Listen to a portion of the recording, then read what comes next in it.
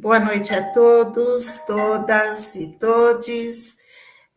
Nós estamos fazendo hoje mais um pingado filosófico da Profib, e o tema de hoje que nós trouxemos é um tema extremamente relevante, né? É uma discussão que ela merece a continuidade. Nós vamos dar início a uma discussão que é sobre o patriarcado, né? E para essa discussão hoje nós trouxemos o Fernando Gaebler, que vai fazer dar um panorama histórico, né, do que do que foi, de como surgiu o patriarcado. E a Dulce, que já fez um pingado filosófico conosco, feminista, ela vai fazer a sua própria apresentação, e nós vamos, então, discutir esse tema. Tá? Esse pingado filosófico ele vai ficar gravado, vai ser disponibilizado depois, né? Então, nós queremos que assistam, que divulguem, né, que curtam a nossa página lá no nosso site da Profib e que reproduzam, né, esse vídeo depois. Tá? Então, nós vamos dar início. Eu vou já passar a palavra para o Fernando. O Fernando vai fazer a sua apresentação e fazer a explanação a respeito do patriarcado. Fernando, é com você. Boa noite, obrigado pela oportunidade, obrigado pela disponibilidade também. Tenho muito a agradecer à Profib, pois é uma entidade que realmente entendo que representa a causa dos professores e filósofos no Brasil, e do Brasil para o mundo também, por que não? Estive no início da entidade, Paulo dos Santos, pessoal da POS de São Paulo. Também tem um canal próprio, do qual estou elaborando inicialmente como um acervo de vídeos, uma videoteca, mas estou aos poucos implementando novidades em termos de notícias, que é o Fernando Gaebler TV. Também apresento o canal da Elizabeth Simon Gaebler, que traz palestras. E, no caso, eu também pensei um pouco sobre o assunto antes. Tem um vídeo tanto no meu próprio canal, Fernando Gaebler, e vai sair também depois, mais tarde, no canal da Patrícia Zerbinati. Mais um aspecto mais de psicologia e misticismo. Antes de entrarmos no assunto propriamente dito, é preciso pensarmos nas principais teorias hoje vigentes, maior ou menor monta, na academia, no meio social, no meio político, no meio científico, no meio religioso, porque isso envolve também o aspecto integral do que é ser humano. Primeiro é o aspecto mais antigo, do criacionismo. E para quem pensa que criacionismo vem com o cristianismo, ou judaísmo, ou pensamento judaico-cristão, da Idade Antiga, da Idade Média, não, isso veio desde uma mitologia grega, que atribui a origem do homem ao feito dos titãs, Epimeteu e Prometeu. Outra perspectiva, que é a mais vigente, a mais aceita, entre aspas, em grande quantidade, questões políticas, questões científicas, é o evolucionismo, que veio do Darwin, que inicialmente se pensa como uma doutrina biológica, mas também é passível de ser aplicado em termos da sociologia, o darwinismo social. E esse evolucionismo, na verdade, vem junto do pacote, digamos assim, do pensamento, do positivismo, da física social, de Auguste Comte, naquele contexto do iluminismo. Aí temos também tentativas de se repensar essa relação entre criacionismo e evolucionismo, que é o design inteligente, de Michel Behe, e agora, mais atualmente, é o astronauta antigo de Erich von Däniken. Então, essas são as perspectivas das mais estabelecidas no meio acadêmico.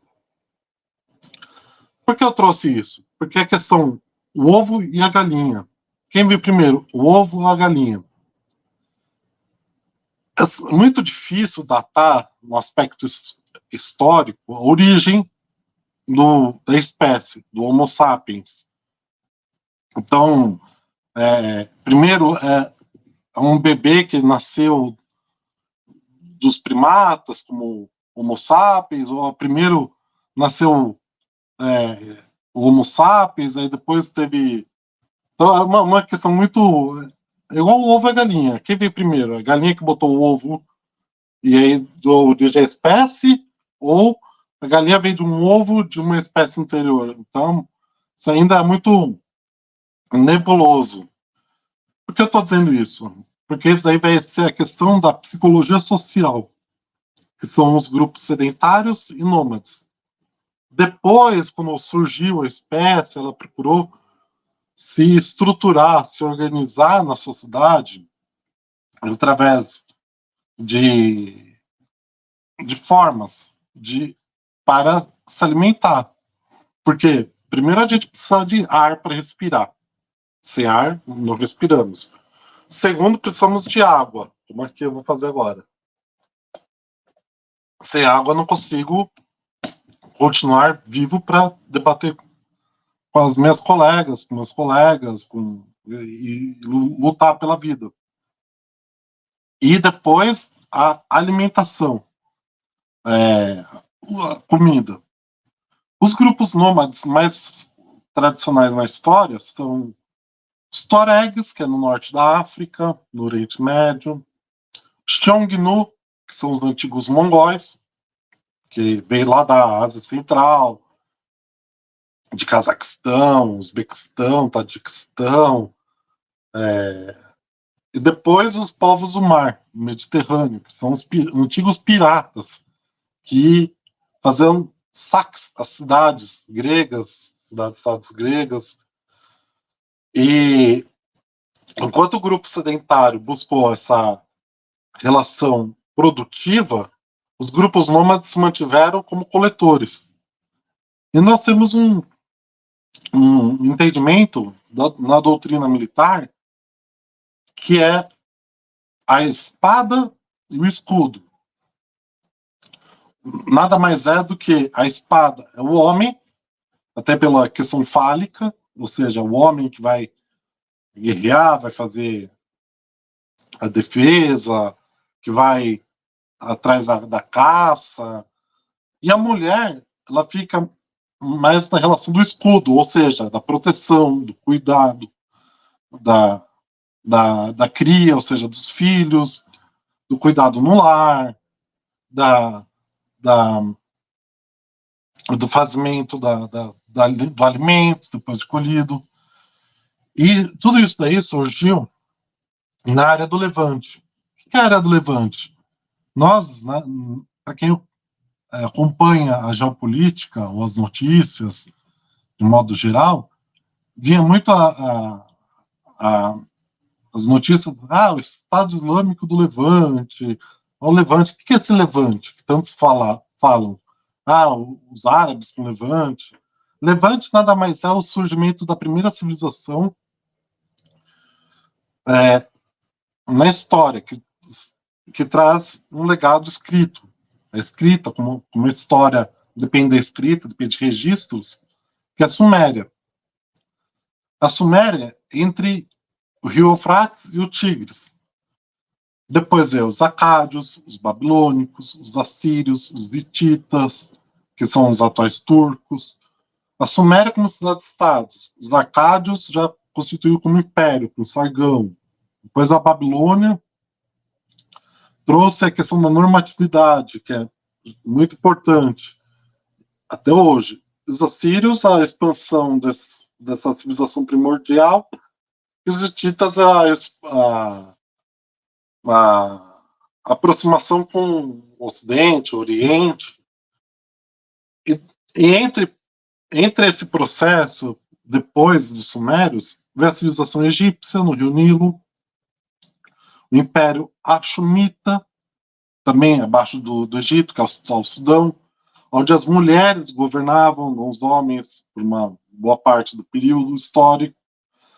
Harappa, que é a primeira cidade no Rio Indo, que deu origem à atual Índia e Paquistão, e a dinastia Xia, no Vale do Rio Amarelo.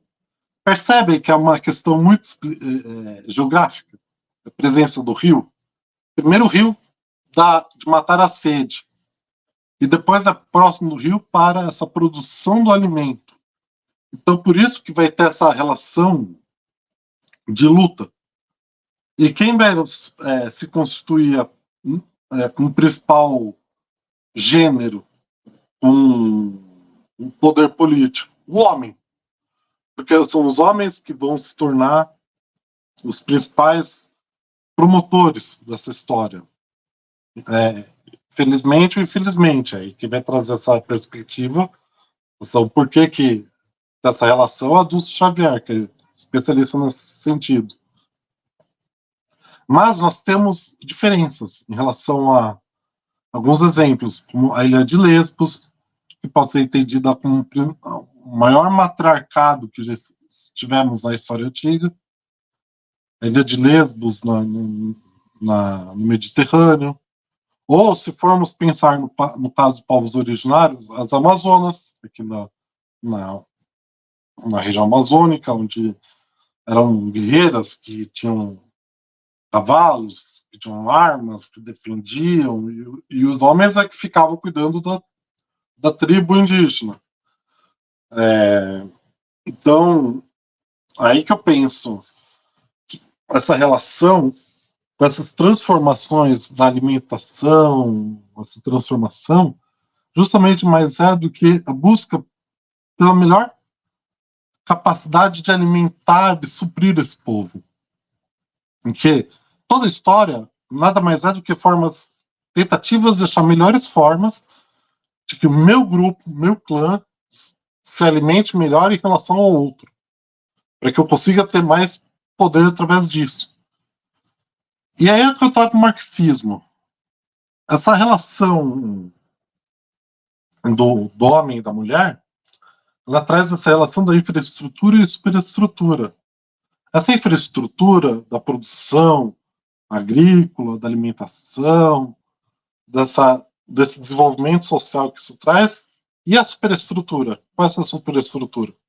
As divindades. A maior parte das divindades na antiguidade era de deuses masculinos, e os principais mitos de criação do mundo, Amon-Ra no Egito, Zeus, Júpiter, Brahma, Buda, de certa forma, tudo masculinos em relação ao homem, primeiramente, como do mito de Adão e Eva.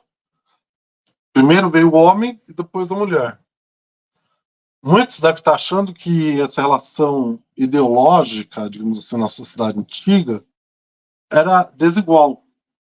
Mas, se formos pensar no caso da origem da civilização no Levante, nós podemos entender que a primeira grande normatividade que tentou para se estabelecer uma lei geral de uma civilização foram com os babilônicos, com o Código de Hammurabi. O Código de Hammurabi foi uma constituição estabelecida através de estelas.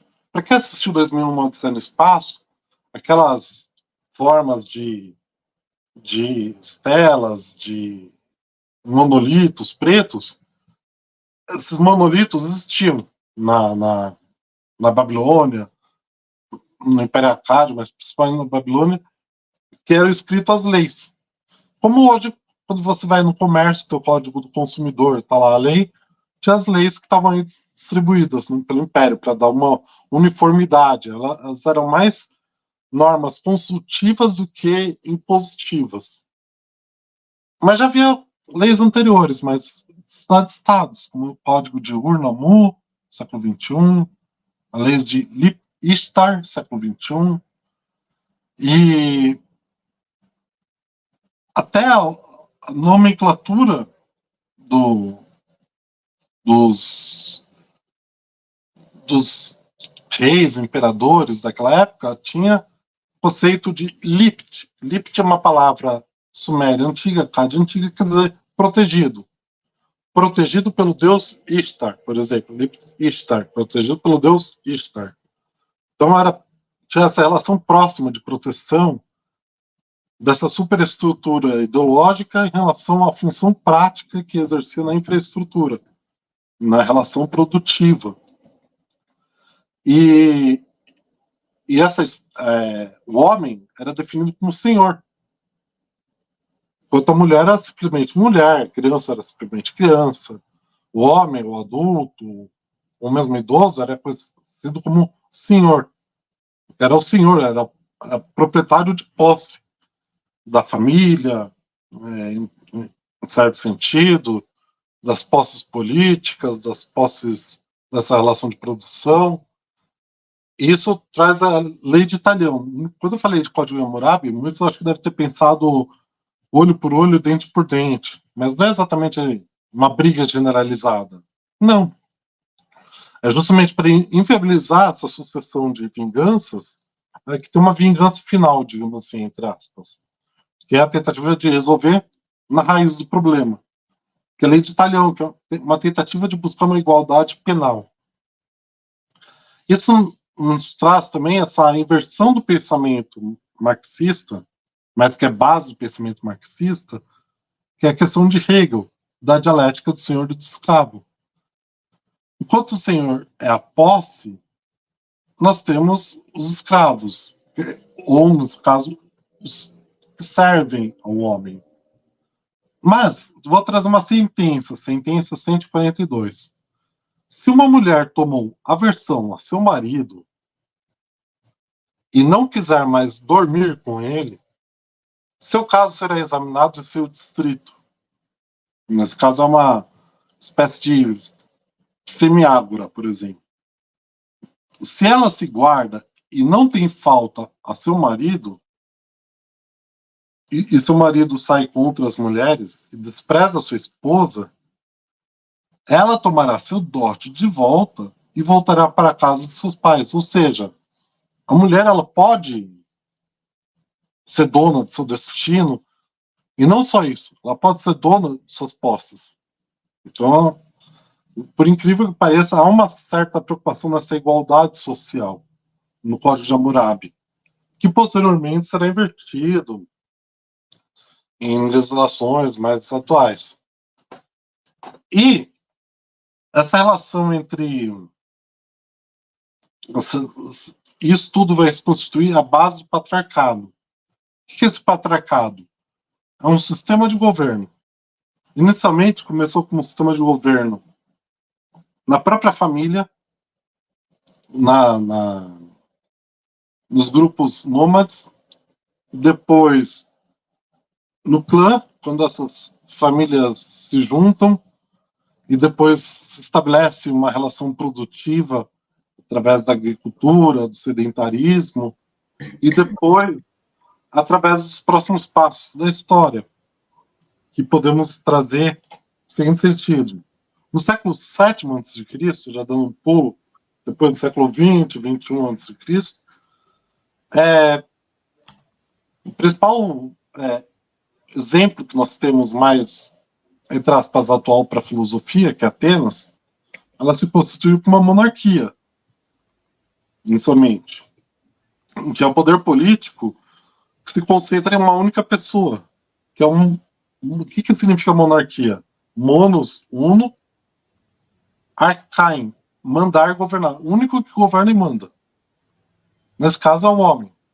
Tirando a ilha de Lesbos, mas na Esparta, na Atenas, em outros contextos também, lá das outras cidades-estados, é o homem. Enquanto a mulher é uma mera serviçal, em casa, na casa, faz algum trabalho, não tinha direito a voto, nenhum meteco que é estrangeiro. Depois do século VI, veio a aristocracia, que é o poder político que se concentra no grupo social de possuidores de terra, ou seja, aqueles que detêm o meio de produção, aqueles que detêm o poder econômico, ou seja, aí instaura o poder econômico além do poder político, são os nobres. Nesse caso, não confundir a aristocracia na antiguidade com a aristocracia na modernidade. Enquanto a aristocracia na antiguidade eram os melhores, porque eles tinham treinado para ser melhores guerreiros, eram educados nas escolas filosóficas. As escolas filosóficas são as heresias. Heresia vem de herege, aquele que escolhe. Então você tomava uma atitude em relação à vida, que é estoica, uma atitude, digamos assim, ceticista ou cínica. Então você escolhia seu viés filosófico, diferente da heresia no caso medieval. E essa aristocracia é o início do que hoje se entende por partidos políticos. Então havia o partido político do rei, do opositor do rei, do partido político da academia, do liceu, a luta política ideológica. Isso tudo essa decadência, de certa forma, na perspectiva platônica, trouxe a questão da plutocracia, que é quando esse grupo político, esse poder político, estava sendo hierarquizado em termos de valores monetários. Nesse caso, nas antigas, dificilmente podendo pensar em uma questão financeira, mas valores monetários, de acúmulo de capital, entre aspas, que são os ricos dentro do grupo dos nobres. Digamos assim, o partido interno de 1984, o partido interno do partido, a direção do partido. E Pluto significa riqueza e Kratos poder, ou seja, poder da riqueza.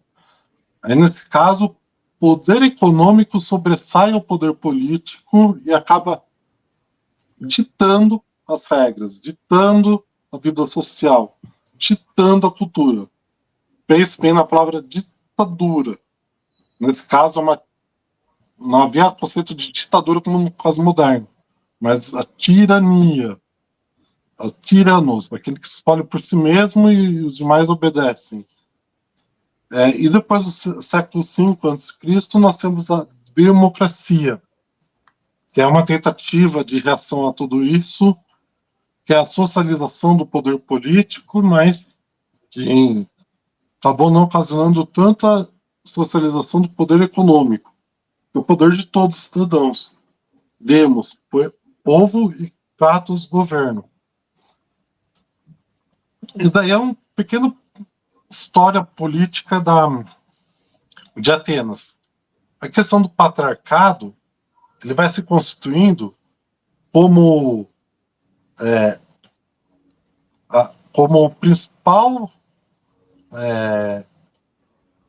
ditador, entre aspas, aquele que dita como vai ser a relação em sociedade. E tendo dinheiro para sustentar essa tese, ele sustenta nessa relação entre produção. Então, isso vai gerar o quê? Todo um sistema que vai ser embasado mais tarde, vai ser a base para uma superestrutura cultural da Igreja Católica.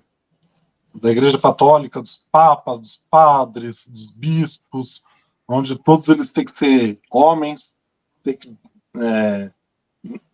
porque essa relação veio desde a identificação que quem veio primeiro? O homem, o Adão, e depois a Eva. A Eva veio como a pessoa que serve a Adão. E, para terminar minha parte e passar a bola para a Dulce Xavier, que com certeza vai complementar com maestria e aprofundar e dar as críticas necessárias, trago a Declaração de Atenas. A igualdade formal e real entre homens e mulheres é um direito fundamental do ser humano. As mulheres representam mais da metade da população.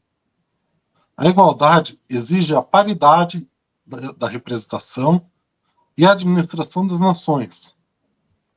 As mulheres representam a metade das inteligências e as qualidades da humanidade.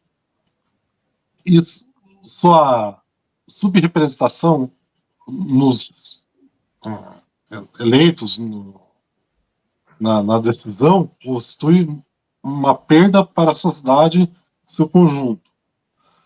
Não permite tomar plenamente em consideração os interesses e necessidades do conjunto da população. Que essa relação muito da democracia antiga, que é parcial, digamos assim, foi estruturada para ser parcial, por várias razões. Aí é uma outra oportunidade. Uma participação equilibrada das mulheres e os homens na tomada de decisão é suscetível de produzir ideias, valores, comportamentos diferentes, que vão na direção de um mundo mais justo, mais equilibrado, tanto para as mulheres quanto para os homens. Para terminar essa minha parte, penso que nem esse machismo exacerbado, nem um feminismo, digamos, unilateral, mas o equilíbrio disso. Porque, querendo ou não, o homem depende da mulher e a mulher, querendo ou não, depende, de certa medida, do homem. Por quê? Porque precisamos pensar para que essa relação entre os gêneros? Essa justiça vem necessariamente para pensarmos na continuidade da espécie, na continuidade da sociedade, no desenvolvimento da espécie da sociedade, ou vamos pensar, aí claro, com muitas críticas que pode ter na relação da castração do homem e no aborto da mulher. Não que necessariamente não possa ser utilizado o instrumento da castração ou aborto, mas até que ponto é necessário que haja esse aborto, essa castração, para que possamos realizar essa justiça. E, claro, essa justiça, creio que a maior parte das pessoas pensam na continuidade da espécie, né? A não ser outras vieses mais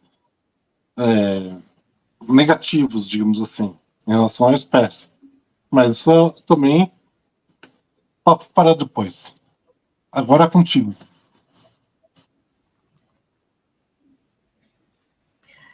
Obrigado, Fernando. Eu vou passar a palavra à Dulce, então, pedindo desculpas aí, porque a Dulce deu uma caída, mas conseguiu voltar. Que bom, Dulce. Então, a palavra agora é com você, Dulce. Obrigada. Bom, boa noite para todos, todas e todes. Eu queria agradecer muito o convite da Afrofib, dizer que é uma alegria estar aqui novamente. E esse é um tema primordial, né, para a gente refletir. Bom, eu sou formada em Ciências Sociais, sou feminista, já faz umas décadas aí, atuo no movimento de mulheres, já trabalhei numa ONG feminista por muitos anos e também atuei na gestão pública como na política para as mulheres, né? Na Prefeitura de São Paulo, como secretária adjunta da Secretaria de Política para as Mulheres. E atualmente eu coordeno, junto com outras companheiras, um curso de promotoras legais populares, que é um curso de educação popular sobre direito das mulheres, voltado para o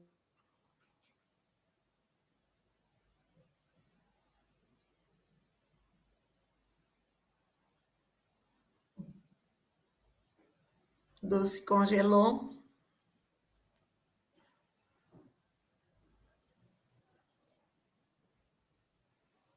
Dulce,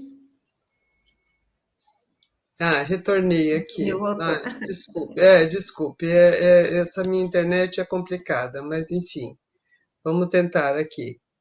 É, eu vou começar falando, eu vou utilizar duas autoras,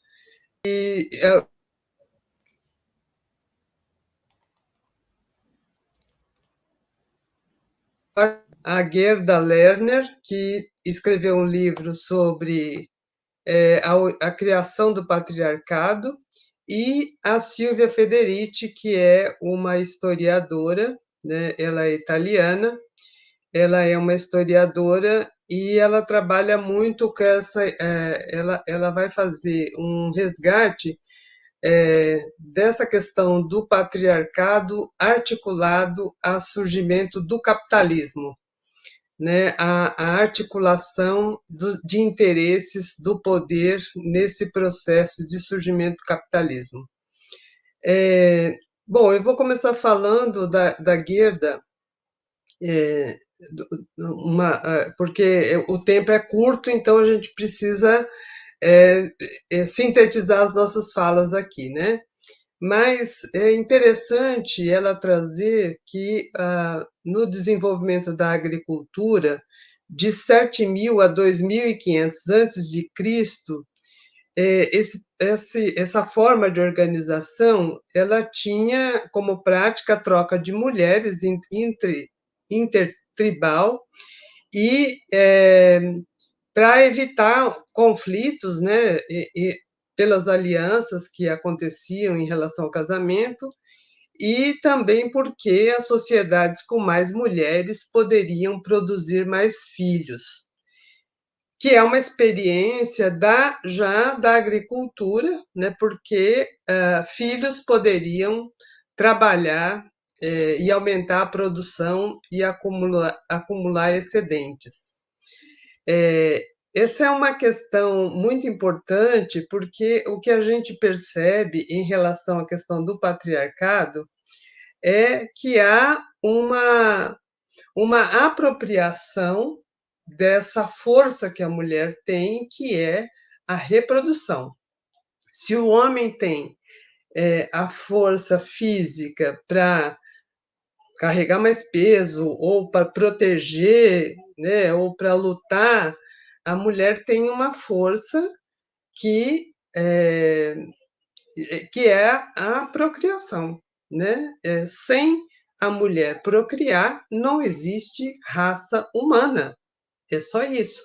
E quando os homens perceberam que a fecundação não acontecia somente no corpo da mulher, que o homem tinha participação nisso, essa história começa a ficar bastante complicada para as mulheres, porque há uma tentativa de dominar esse processo da reprodução, né? E essa questão do patriarcado, ela se mantém porque nesses milhares e milhares de anos há uma articulação de diversos poderes para manter essa doutrinação,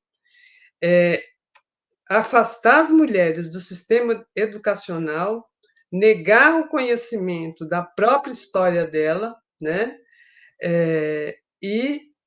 Essa questão da divisão das mulheres pela questão da definição de umas serem respeitáveis e outras não serem tão respeitáveis, né? Que é aquele modelo de mulher. A mulher que é obediente, a mulher que é comportada aos olhos do patriarcado, ela tem um certo status. A mulher que tem mais liberdade e não se conforma às regras, né, de obediência, ela é vista, inclusive pelas outras mulheres, como uma mulher não respeitável. Então, isso divide, inclusive, as mulheres, né? E a gente tem um outro evento no mundo ocidental, porque é importante a gente ver, né, assim, lembrar assim, eu vou fazer um recorte aqui do nosso mundo ocidental. A gente tem outras realidades, assim como foi dito, né? Tem outras realidades, outras culturas que têm pontos de vista diferentes sobre a criação do homem e da mulher, sobre a criação do mundo, sobre essa relação. Eu vou fazer um recorte aqui falando da questão da influência do cristianismo, por exemplo, né, na teologia cristã, que vai apresentar nesse processo histórico aí o surgimento de um Deus único, né, negando a diversidade de deuses, impondo uma visão de um Deus único que é Pai, que tem um Filho e que tem um Espírito Santo nessa trindade, que todos são masculinos, né? E esse filho nasceu de uma mulher que não precisou ter uma conjunção humana, mas é de um espírito, e ela tem um filho e se mantém casta, ela se mantém virgem, que é uma coisa impraticável para as mulheres. Isso não existe. Como é que uma mulher tem um filho e se mantém virgem? E essa virgindade se torna um dogma inquestionável para uma parte considerável do mundo, né, onde domina o pensamento cristão. E por um período da história foi hegemônico, foi um pensamento que determinou a história econômica, a história política, a nossa história, né, como brasileiros e brasileiras, que em pleno 1500 tivemos aqui o evento da chegada do pensamento europeu, né, cristão europeu. Então, esse Deus que é consolidado como um Deus único, ele tem um mito da criação aí, né, que é a criação do homem à sua imagem e semelhança, quer dizer, o homem é criado à imagem e semelhança de Deus. E ele cria uma mulher a partir da costela desse homem e diz que essa mulher será auxiliar dele.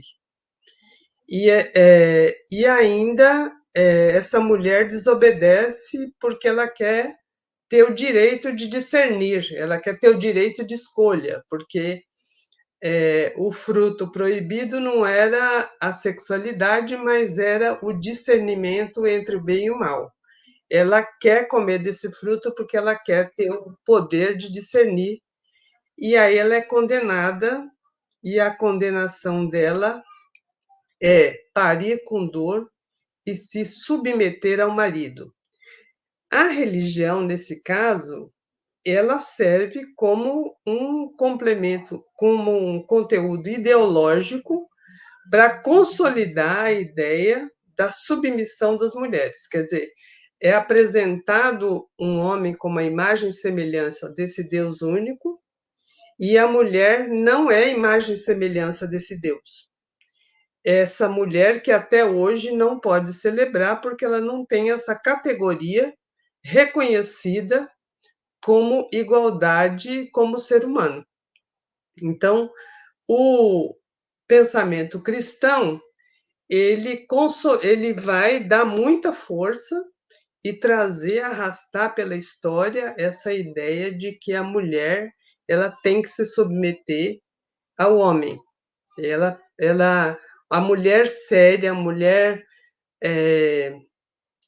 mulher desejável, né, do ponto de vista do olhar do patriarcado, ela é uma mulher obediente, né? E aí a Silvia Federici, ela vai pegar a história a partir do século XIII, XIV, pré-capitalismo, e ela vai mostrar como esse processo do surgimento do final do feudalismo e surgimento do capitalismo reforçou essa ideia do patriarcado e significando para as mulheres um processo de dominação e exploração. Dominação, porque já vinha essa ideia da submissão da mulher como um ser que não é criado à imagem e semelhança do Deus cristão, né?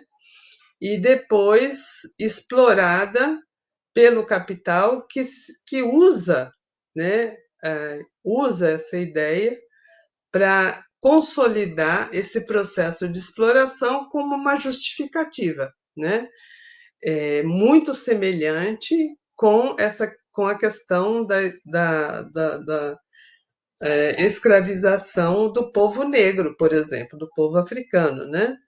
A Igreja Católica declarou que o povo negro não tinha alma, o que significa que ele não era igual, ele não era um ser humano igual. Portanto, ele podia ser explorado, vendido, né? Esgotado as suas forças de tanto trabalhar. E isso não era pecado, porque afinal de contas o povo negro não tinha alma, né?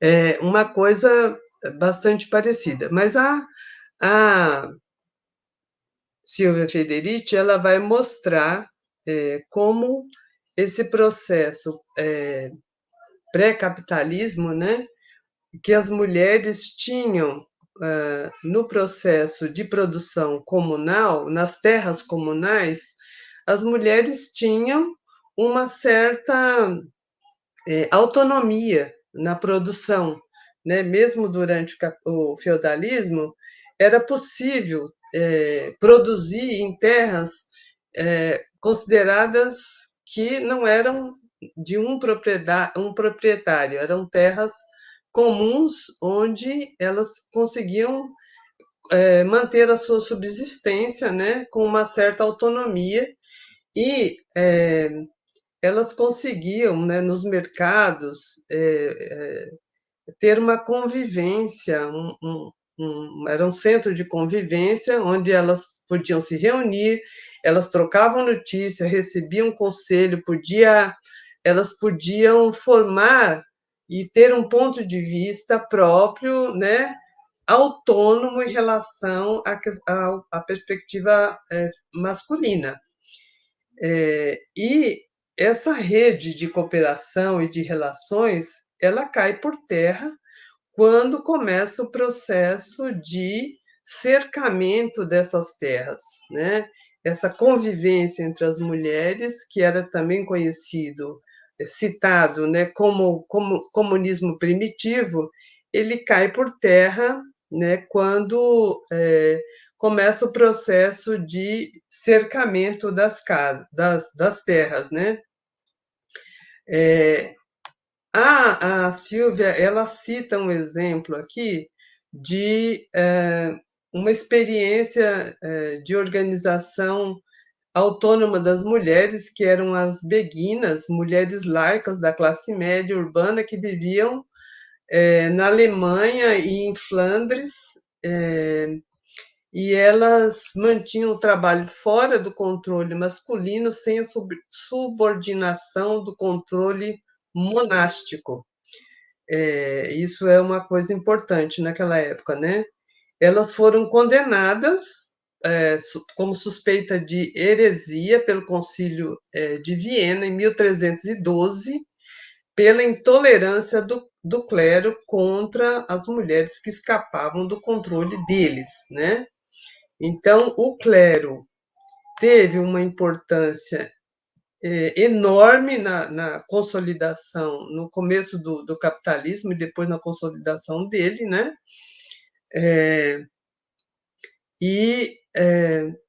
Aí a gente tem também uma situação dos trabalhadores artesãos que eles excluíram as mulheres do trabalho, né, na formação do trabalho de artesãos no surgimento das cidades, né, e oficinas de artesãos.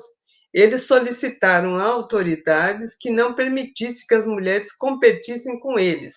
Então, as mulheres trabalhavam em terras comunais, as terras foram cercadas elas começaram a trabalhar como artesãs, mas os homens proibiram que elas fizessem parte desse trabalho, né? Eles fizeram greve quando a proibição não foi levada em consideração e negaram-se a trabalhar com homens que trabalhavam com mulheres, né? Então, as mulheres foram praticamente banidas, né, da sua condição de sobrevivência pelo trabalho delas.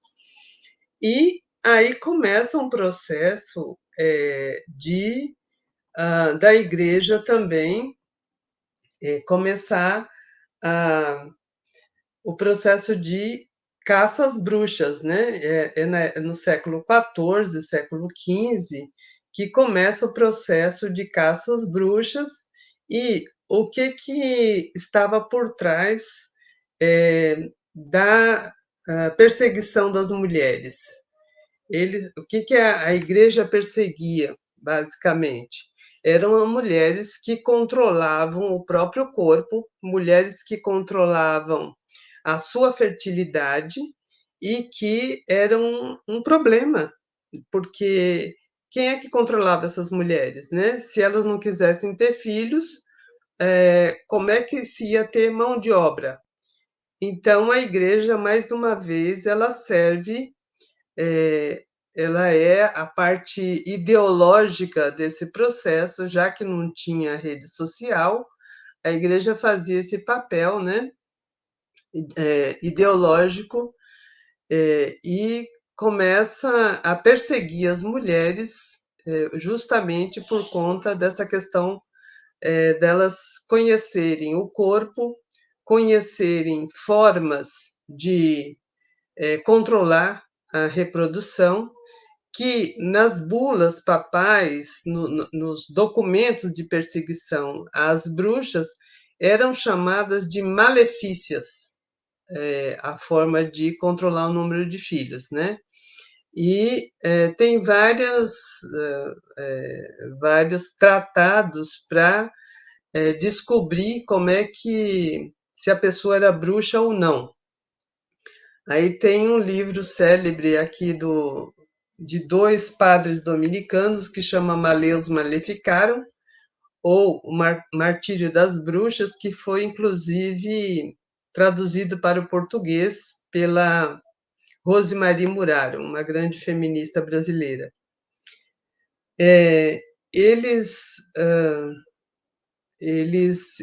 andavam pelas aldeias, né, para ensinar as pessoas como reconhecer as bruxas, né, e para denunciar essas bruxas. Então, qualquer mulher que fosse, que não se submetesse a essa ideia de ser obediente, né, de ficar dentro de casa, de não ir trabalhar como artesã e não controlar o número de filhos, usar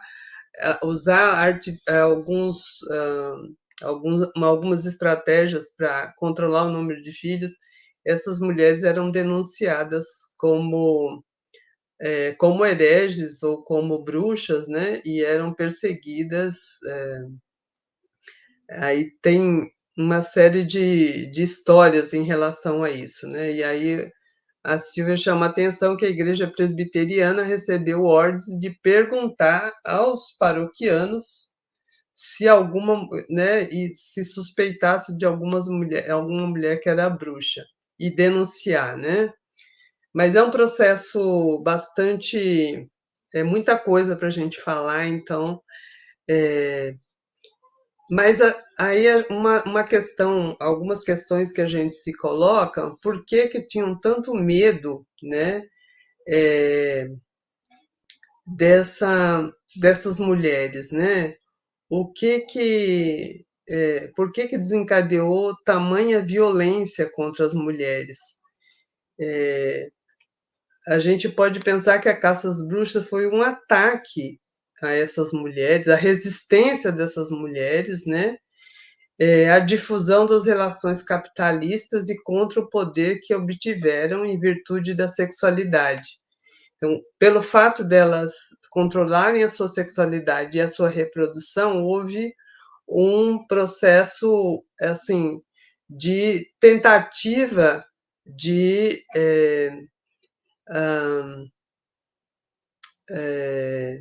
de parar essas mulheres, né? De impedir que elas tivessem essa liberdade, né? E elas também curavam, né? Porque elas conheciam plantas, né? Então a caça à bruxa foi um instrumento da construção de uma nova ordem patriarcal em que os corpos das mulheres, seu trabalho, seus poderes sexuais e reprodutivos foram colocados sob controle do Estado e transformados em recursos econômicos. Vale lembrar que, durante a Idade Média, teve uma peste na Europa que quase um terço da população morreu. E o capitalismo estava começando e precisava de mão de obra. Então, essa coisa da reprodução feminina é um recurso que, através da história, os poderes econômicos sempre usaram para manipular as mulheres, né?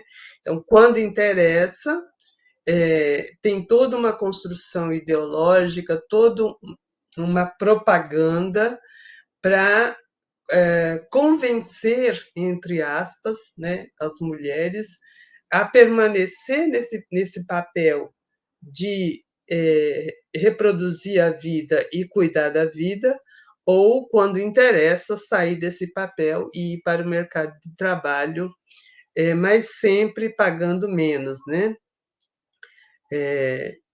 E a gente tem revoltas e muitas lutas também, né? Eu acho que é importante a gente lembrar que esse processo de dominação, que foram por séculos, né, de perseguição às mulheres, não foi um processo sem resistência, né? A gente teve guerras camponesas contra a privatização das terras, é, contra os cercamentos na Inglaterra e em outros países da Europa.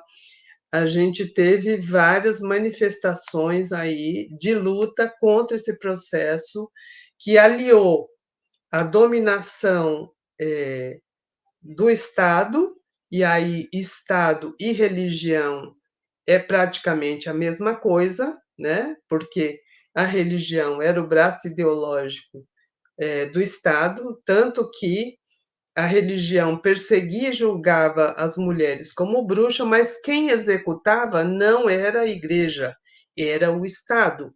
A igreja não executava as mulheres, né? Então era uma articulação praticamente a mesma coisa, né? Estado e igreja eram a mesma coisa, tanto que Cabral chegou aqui junto com um bispo para catequizar, entre aspas, as pessoas que estavam aqui para torná-las escravas e produzir para os portugueses, né? Então,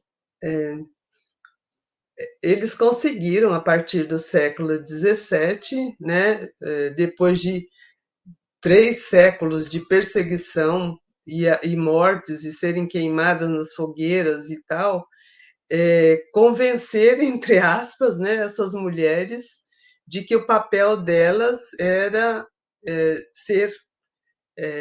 se comportar como seres passivos, assexuados e obedientes, né?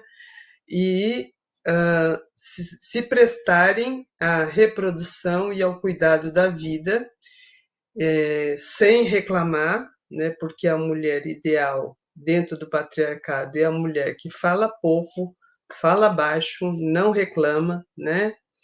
E a gente vê que durante todo esse tempo a gente teve, não só na Idade Média, a resistência, mas durante todo o processo de luta por autonomia, por liberdade, né, e por direitos, em todos os processos de luta da humanidade, as mulheres estiveram presentes. Por exemplo, na Revolução Francesa, quando eles consolidam igualdade, liberdade e fraternidade, as mulheres estiveram na luta na Revolução Francesa e escreveram a Declaração dos Direitos da Mulher e da Cidadã, uma vez que a primeira Declaração dos Direitos do Homem e do Cidadão não contemplava as mulheres. A mulher que foi símbolo desse processo, Olympe de Gouges, foi condenada à guilhotina porque escreveu a primeira Declaração dos Direitos da Mulher e da Cidadã. Em 1793, ela foi morta na guilhotina. Mas, assim, na Revolução Russa, as mulheres lutaram, né, e se organizaram junto com os movimentos nacionais e internacionais contra as ditaduras, contra a escravidão, por direito ao voto, ao trabalho e por aí afora. E a gente continua lutando, né? Eu acho que o feminismo, e aí a gente estava começando a conversa aqui falando um pouquinho sobre feminismo. A gente tem várias denominações de feminismos hoje, mas eu acho que o feminismo que a gente defende e pratica é um feminismo de esquerda, vamos dizer assim, que defende a liberdade de pensamento, defende a autonomia, a questão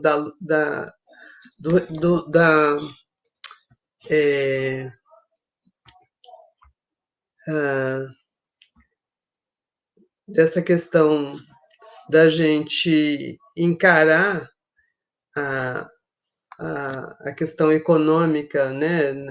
Não é um feminismo liberal, por exemplo, que está sendo muito discutido aí, né?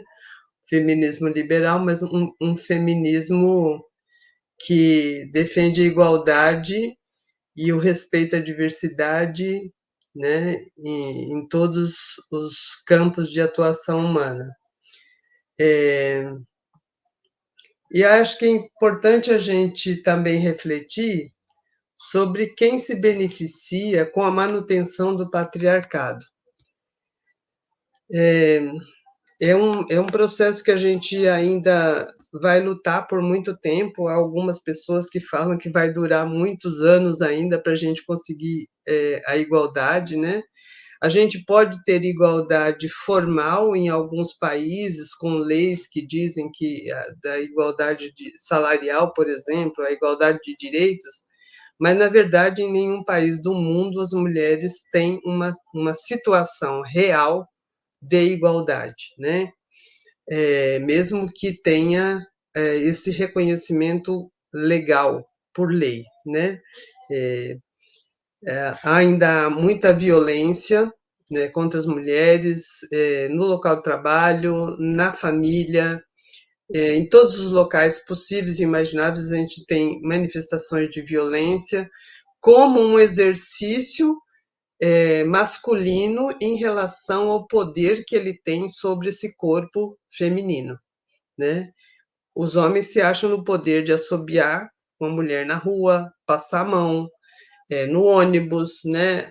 Se acham no direito de pagar um salário menor, de não realizar, não dividir tarefas, né, que são comuns. E aí tem alguém perguntando o que é o patriarcado. O patriarcado é um sistema econômico, político, né, que tem milhares de anos e que usa as diferenças biológicas que nós temos, que são diferenças humanas, né? O fato da mulher engravidar é usado como uma estratégia para dominar esse corpo e submeter esse corpo aos interesses econômicos, né? Durante a Primeira Guerra, quando interessava para o poder econômico, as mulheres foram para o mercado de trabalho. Acabou a guerra, eles começaram a publicar livros e revistas e não sei o quê, dizendo que as mulheres, o ideal das mulheres era estar lindas, cheirosas e bonitas em casa quando o marido chegasse, que o ideal da mulher era ficar em casa e cuidar dos filhos, inclusive culpabilizando as mulheres por problemas que os filhos pudessem ter de convivência e tal, e isso obrigava as mulheres a ficarem em casa para cuidar dos filhos. É bom lembrar que filhos não é uma criação única das mulheres, que tem uma participação masculina, né?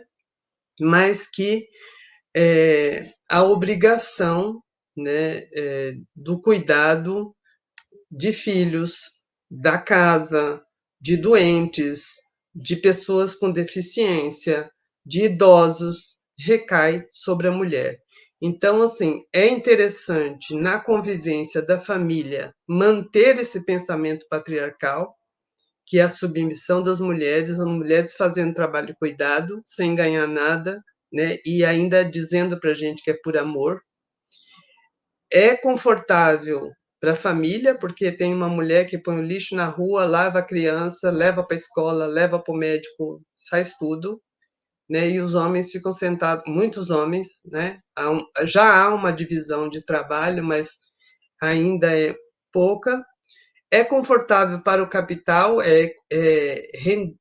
rentável para o capital, ter uma mulher com um curso superior, porque as mulheres têm mais anos de estudo do que os homens, ter uma mulher com curso superior exercendo uma função de executiva ou qualquer coisa, mas pagando um terço do que pagaria para um homem, sem a mesma sem o mesmo nível de instrução dela. É confortável para o poder político ameaçar as mulheres no parlamento, ameaçar as mulheres nos espaços de poder partidário para que elas não disputem esse poder. É confortável para os homens individualmente, na convivência pessoal, manter esse processo de patriarcado, porque ele pode passar a mão na bunda da mulher e todo mundo achar graça, porque isso é normal, né? Então, é disso que a gente está falando quando a gente está falando da manutenção do patriarcado, que é esse sistema, é um sistema de dominação que é articulado entre ideológico, religioso, econômico e ainda individual nas relações pessoais, né? A gente está aí com o feminicídio ele acontece na maioria das vezes quando a mulher diz não, quando a mulher não se submete, e aí o homem se investe desses 10.000 anos de patriarcado para dizer quem manda em você sou eu, e se você não fizer o que eu quiser, eu vou te matar. E mata.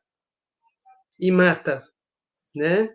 E aí as instituições são patriarcais, porque o juiz muitas vezes ri dessa mulher. A delegacia não quer fazer o boletim de ocorrência porque acha que ela deve ter provocado esse coitado desse homem, né? Ela deve ter feito alguma coisa para ele. Os médicos chamam a polícia quando a mulher faz um aborto e chega pedindo ajuda no hospital. O Código Penal brasileiro diz o seguinte: a mulher que interromper a gravidez e a pessoa da saúde ou a pessoa que ajudar essa mulher serão presos de 1 a 3 anos. Mas não cita o homem. Esse Código Penal, essa lei sobre aborto, para mim, é a ilustração do patriarcado. Por que uma gravidez não acontece numa pessoa sozinha? Porque a lei só fala da mulher nesse processo da interrupção da gravidez. A lei só condena a mulher e a pessoa que ajudar a mulher, mas não cita o homem que contribuiu, que participou nessa gravidez que será interrompida por decisão dessa mulher.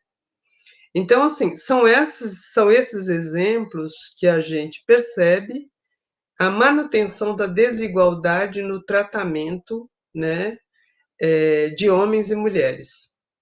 E isso continua, e a gente tem visto muitas ações de grupos fundamentalistas, especialmente religiosos, mas não só, e de todas as religiões, várias religiões cristãs, apresentando aí um feminismo liberal, inclusive, um feminismo que a gente não considera feminismo, porque acaba reforçando esse lugar de submissão das mulheres, né?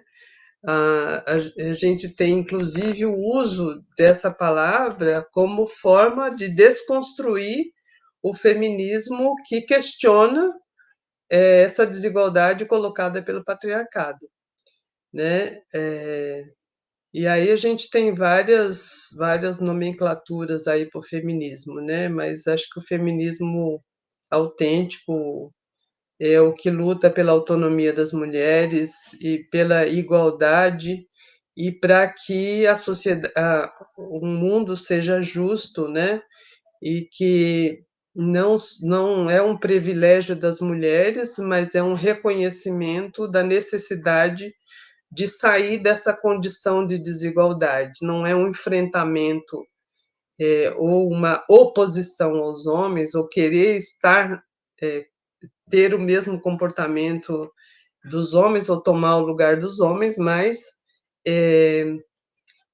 o reconhecimento dessa injustiça histórica, né, que a gente precisa fazer.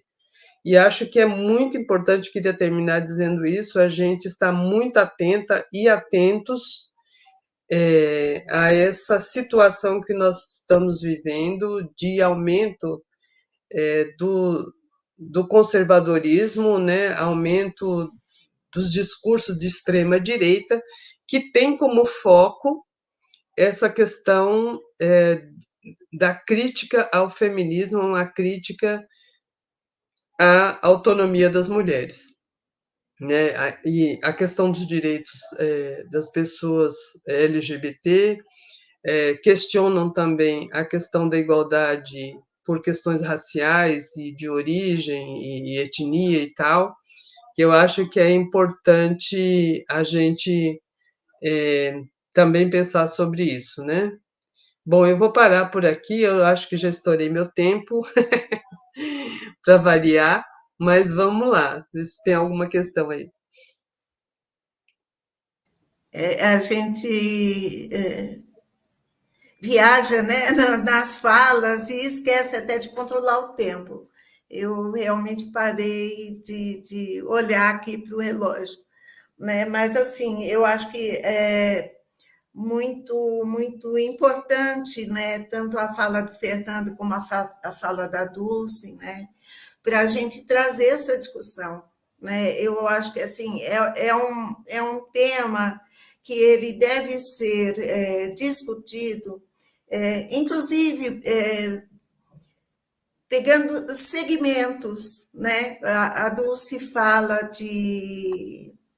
da Gerda Lerner, né? E ela diz, ela coloca, né, o patriarcado nesses três elementos, nessas três segmentos da sociedade, né? Na economia, né? Na política e na religião, né? Se nós pegarmos cada um desses temas para discutir, né, o machismo dentro de cada um desses elementos, daria um curso de formação aqui sobre patriarcado, né? Porque há muita discussão para ser feita, né? Há muita discussão para ser feita em cada um desses elementos, né? O Fernando trouxe também aqui uma análise histórica, né, da antiguidade, né? A Gerda Lerner ela também traz essa discussão, né, muito próxima do que o Fernando disse, e ela disse, inclusive, sobre o Código de Hammurabi, né? O Código de Hammurabi é o primeiro código de leis, né? E é quando se coloca a propriedade privada. E a mulher, ela dentro do Código de Hammurabi, ela é colocada como propriedade privada do homem, né? Então, é a partir daí. E o Código de Hammurabi ele foi escrito há quase 3 milênios, né? Há mais de 2.500 anos atrás.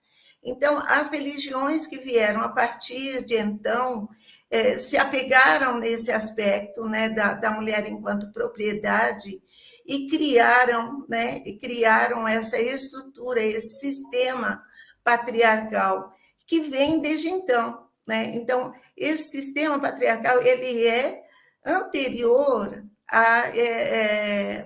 ao Código de Hammurabi, né? Então, se nós queremos mudanças na sociedade, e hoje nós queremos, muita coisa se avançou, né, nesse sentido, de buscar a igualdade, a autonomia, né, a liberdade da mulher, ainda falta muito, né? Se ele está sendo construído há 2.500 anos, quantos mais anos a gente vai precisar, né, para construir, de fato, uma sociedade onde os direitos sejam iguais entre homens e mulheres, onde não haja diferença, né? Então, nesse sentido, é um tema extremamente relevante, né? Então, acho que por isso que eu disse que no início que nós estamos iniciando uma discussão sobre o patriarcado, né? Vamos procurar fazer mais essas discussões para trazer mais elementos, né,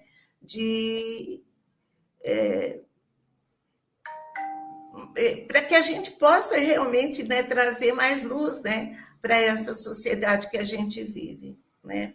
Então, acho que é um pouco isso. Burato, eu vi que passaram algumas perguntas, se você puder colocar na tela.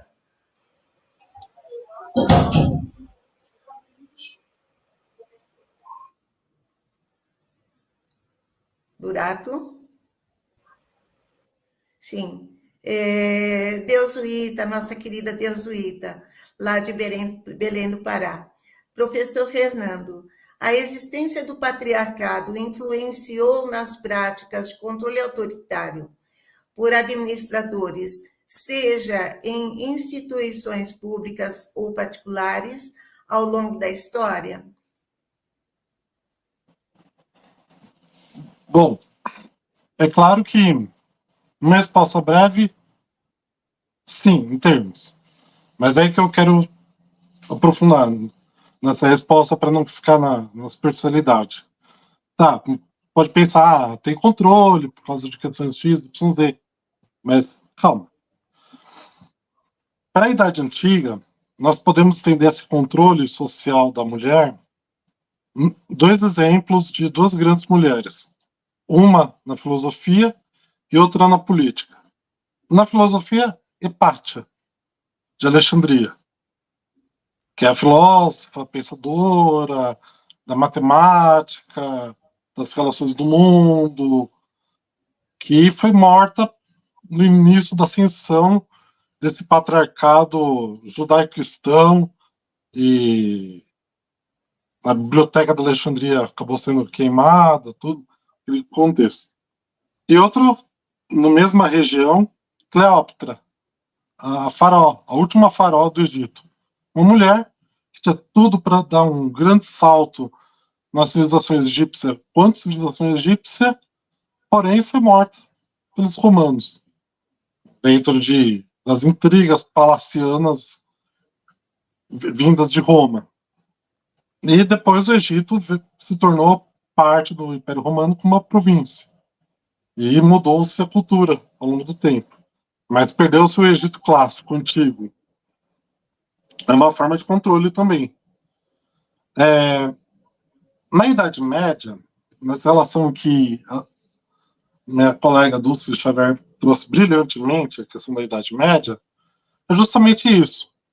A bruxaria são os primórdios de que hoje pode-se entender que a farmacologia nas ciências médicas.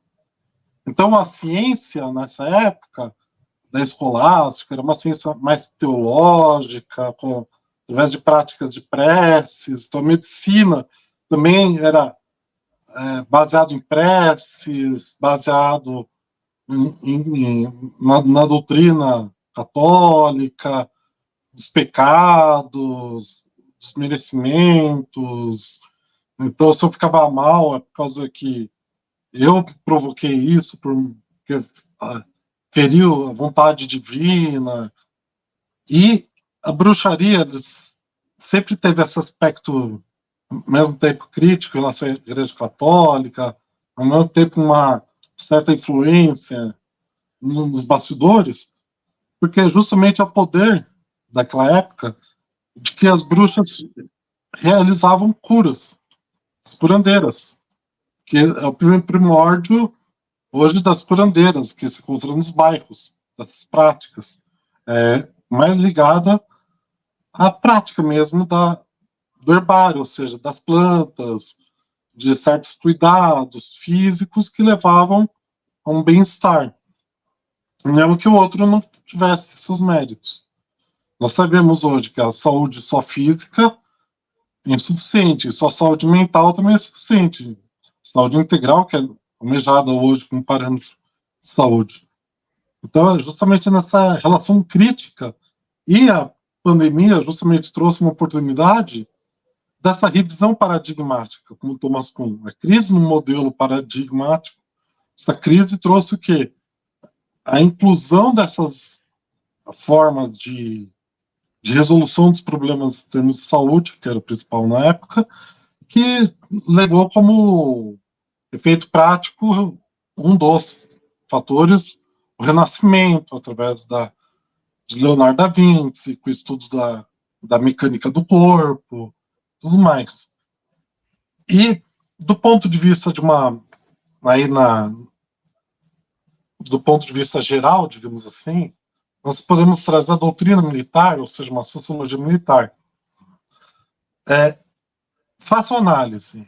No período em que há uma possível guerra, que se favorece? A heterossexualidade. Porque precisa da produção de corpos. Esses corpos são corpos-objetos, que são necessários para repor a máquina de guerra, repor os exércitos, repor a população para trabalhar para o exército. Então, uma negação em relação a formas como o LGBTQIA+, por exemplo, ou a diversidade, ou a homossexualidade. No período de maior paz, digamos assim, é o controle populacional também aí estando presente, que é o corpo que é valorizado através do marketing, através do comércio, o trans que se pinta, se produz culturalmente para apresentar. Então, ao invés de produzir filhos, tem um consumo mercadológico. Não estou negando as vontades ou a ânsia do trans, por exemplo, ou qualquer outra forma, querer se manifestar através de pinturas. Daí é milenar. A humanidade sempre teve a tatuagem, as pinturas, os ornamentos como base da expressão cultural, mas entender o contexto do uso capitalista dessa produção cultural. E então os homens, trazendo essa questão do controle aí, dito. Então, com essa tradição desse patriarcado, o corpo ele se tornou um padrão subjetivo, apesar de que ele é um objeto, entre aspas, mas pelo padrão subjetivo. E as mulheres devem tentar se enquadrar nesse corpo, nesse ideal de corpo. Então, a mulher que, para ser aceita socialmente, ela tem que deixar um pouco o feminino de lado, e não necessariamente se tornar machista, mas enquadrar nesse padrão prévio do que é imaginado nesse contexto social. E na modernidade, se pensarmos em termos de direito, de leis, como foi dito pela Dulce Xavier, Rousseau foi um grande pensador do direito, da liberdade, na idade contemporânea. Mas ele pensou muito em relação a esse padrão do subjetivo do homem. do Emílio, ou seja, da parte mais literária do pensamento dele. Já temos a Mary Wollstonecraft, que pensa e elaborou uma obra chamada Reivindicação dos Direitos da Mulher, que é justamente essa crítica ao Rousseau. Para que, assim como em alguns parâmetros, ou na antiguidade, se falava o homem como humanidade, não é só o homem como humanidade, é o homem e a mulher, justamente essa questão da alma, do reconhecimento, não só do outro, mas da outra também. Pouco se fala na linguagem comum, o reconhecimento da outra. Muitos falam em reconhecimento do outro. E isso daí vai ser a base do feminismo moderno, que será realizado através de ondas de manifestações. E vamos pensar o seguinte: a esquerda hoje nem tanto utiliza o coquetel Molotov. Utilizou muito antigamente na Revolução Russa, cubana, sandinista, aqui na América Latina, na Europa, nas manifestações na Europa Oriental, Ocidental. Mas sabe quem introduziu o uso do coquetel Molotov como arma política? Emmeline Pankhurst, que foi uma feminista inglesa que ela, por não ter os mecanismos que os homens tinham através das armas, né, conhecimento através do exército, fez o que sabia fazer. Pegou o tecido que ela costurava, pegou a vodka, que era muito comum na época, depois acendeu e usou como arma. E hoje quem mais usa o coquetel Molotov em manifestações é a direita. Mesmo a direita que renega, de certa forma, essa direita mais machista, digamos assim, que renega o homem, está usando, renega a mulher, aliás, está usando um mecanismo criado pelas mulheres para se manifestar naquele contexto. Enquanto os homens operários, né, na França, por exemplo, faziam a sabotagem, que é usar o sapato sabot para inviabilizar o funcionamento das máquinas, mulheres não, elas foram tão aguerridas que usaram coquetel Molotov para atacar nas manifestações. Então era muito mais aguerrida do que o próprio homem daquela época, que depois mais tarde vai usar as armas na Revolução Russa, etc. E nós temos a origem de duas vertentes do feminismo. Uma vertente mais à esquerda, que foi por Kate Miller, que elaborou livros como A Dialética do Sexo, o caso do feminismo revolucionário, a política sexual, que depois foi base para o pensamento em relação às mulheres na União Soviética, depois no leste europeu, na China, digamos assim, em certa medida. E nós temos, por outro lado, o feminismo burguês, o feminismo de direita, que é de uma outra feminista americana, que é Beth Friedman, que construiu e elaborou um livro, A Mística da Feminidade, onde o feminino deve ser essa busca pela adequação social, pela aceitação, principalmente no lar, que é onde é inicialmente a unidade mais básica da sociedade, depois na sociedade, que traz aquele conceito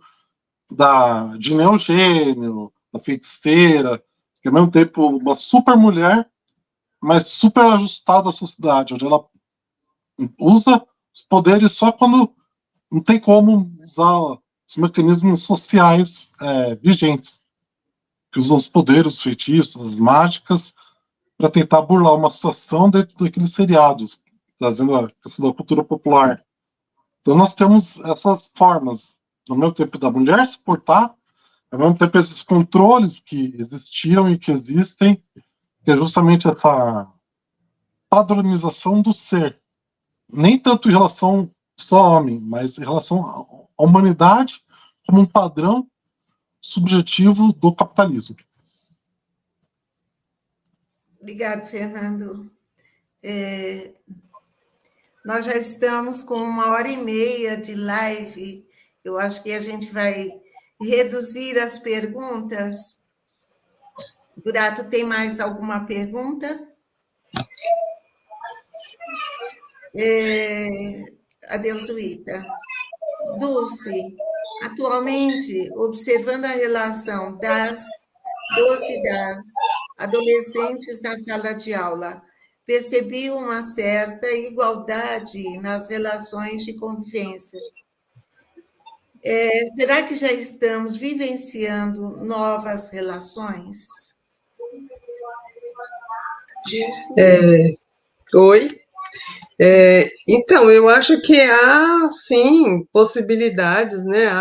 Dependendo do espaço em que se convive, inclusive da forma como a juventude está sendo educada, né? É possível a gente ter novas relações, e a gente tem, com certeza, expressões de novas relações, onde, por exemplo, homens assumem em algumas situações especiais aí, onde, por exemplo, uma mulher tem um trabalho com uma remuneração alta ou consegue ter um trabalho diferente, alguns homens assumem, por exemplo, o cuidado dos filhos e da casa. Já há arranjos dessa forma.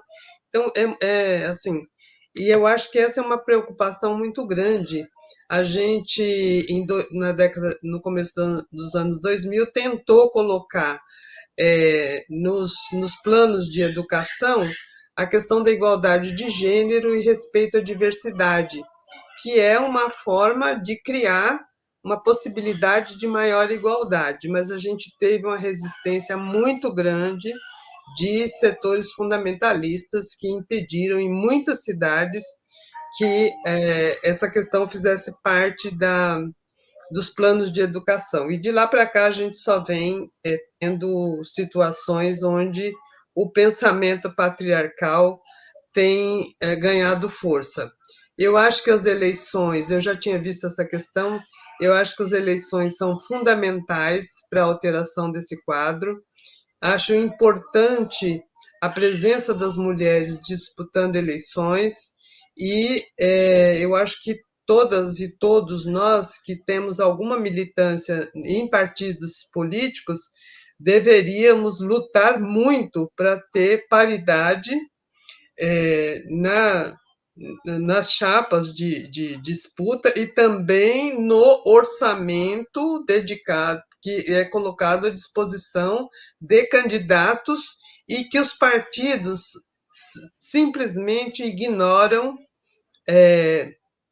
essa divisão de recursos para ajudar as mulheres a serem candidatas.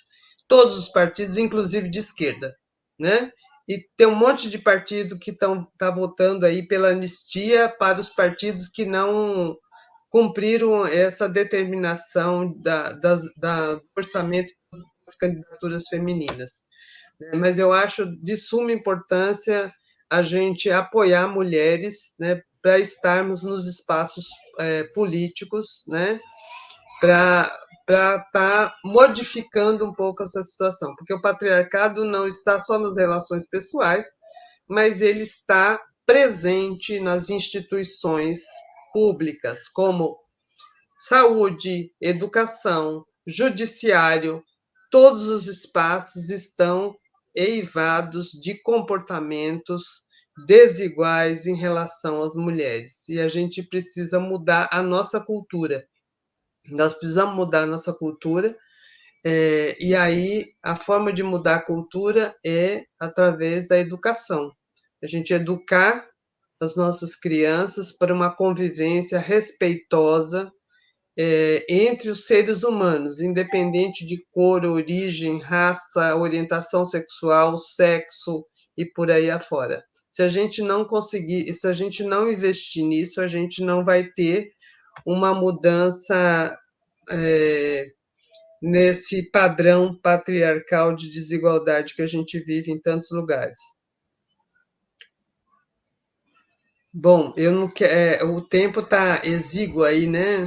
Neuza, você fica à vontade se você quiser interromper aí e encerrar. Sim, Eu tá só bom. queria, eu só Sim, queria fazer duas recomendações. O livro da sobre a construção do patriarcado, e o Caliban e a Bruxa, da Silvia Federici, que é ótimo, que não dá para a gente trabalhar aqui em 20 minutos, mas eu acho que vale a pena vocês lerem. Eu li alguma coisa sobre o livro da A Criação do Patriarcado e fiquei muito interessada em ler o livro total, ler o livro todo, porque é muito bom mesmo. Então, eu acho que da Silvia Federici eu já tenho, agora está faltando da Gerda Lerner. O Abel, nosso querido Abel, também está perguntando aqui: será que podemos dizer que o fim do patriarcado só será alcançado quando o capitalismo acabar? Quem gostaria de responder? Só vou pedir para não se alongar muito na resposta para a gente poder responder mais alguma coisa. Fernando, Dulce? Olha, eu acho que uma coisa está ligada à outra, né? A gente vai ter que. A luta contra o capitalismo e contra o patriarcado, eu acho que é uma luta próxima, né? O capitalismo ele se mantém com o patriarcado, com a exploração do corpo das mulheres, né? Ele ofere muito mais lucro, pagando menos para as mulheres, especialmente as mulheres negras. E o patriarcado ele é uma coisa que cerceia os direitos das mulheres, ele coloca as mulheres numa situação de vulnerabilidade, e acho que as duas lutas andam juntas, né? Então, é, o capitalismo realmente ele reforça essa questão do patriarcado. A gente espera acabar com os dois o mais breve possível. Eu queria também fazer uma ressalva sobre a questão do feminismo, né? O feminismo que não considera as mulheres negras, as mulheres indígenas, as mulheres pobres, né? Porque o feminismo que aceita que faz concessões aos condicionamentos do patriarcado, não dá para ser considerado um feminismo de fato, né? O feminismo questiona essa opressão, essa submissão que é imposta, e também traz essa questão da diversidade das mulheres e como o patriarcado afeta de forma diferenciada as mulheres. Uma mulher branca de classe média, ela tem acesso a várias coisas que uma mulher negra pobre não tem. E ela é afetada triplamente, né, nesse processo de exclusão e falta de direitos. Obrigada, Dulce. Fernando? Sim, em parte sim, em parte não. Claro, se acabar o capitalismo, que não está no horizonte tão próximo, está no horizonte mais próximo o enfraquecimento dos Estados Unidos, a ascensão do BRICS, uma nova forma de um mundo multipolar, multinodal, que o Pepe Escobar acompanha muito bem, que é um pensador e jornalista que é famoso na área da geopolítica, e outros também. Você pode enfraquecer o aspecto econômico do patriarcado, mas pode ser que o patriarcado se organize de uma outra forma, um patriarcado pós-capitalista. É claro que aí nós devemos pensar o seguinte, a questão é a substituição do machismo pelo feminismo.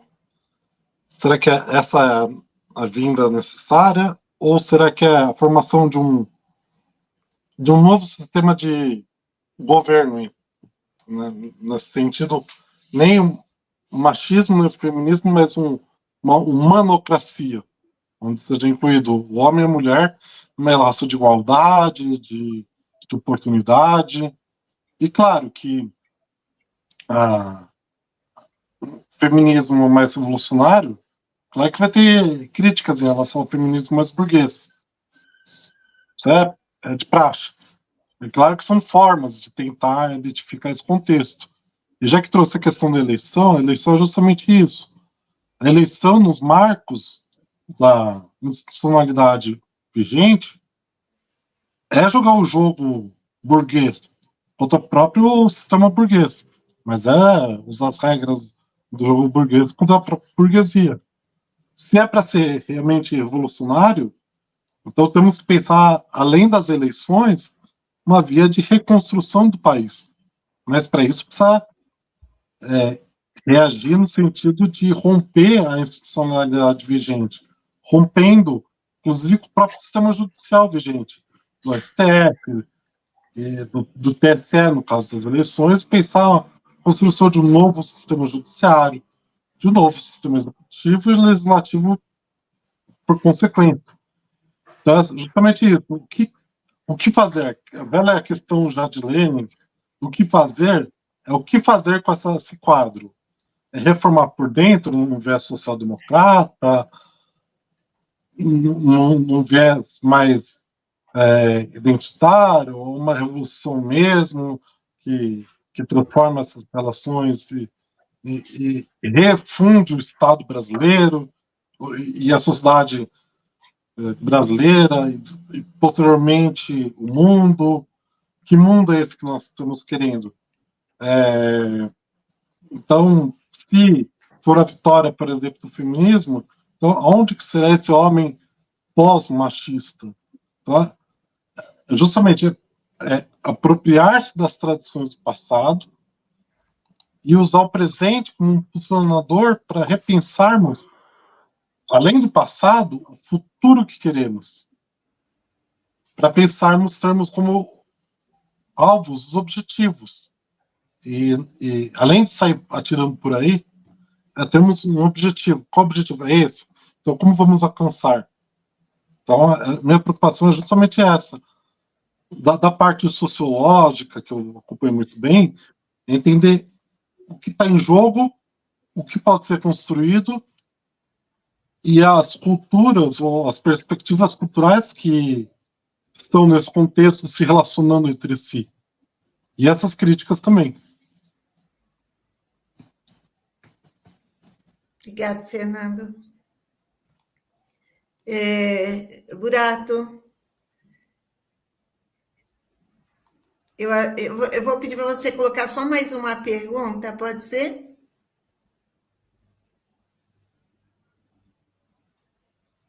Oi, eu acho que eu caí aqui um pouquinho. Ah.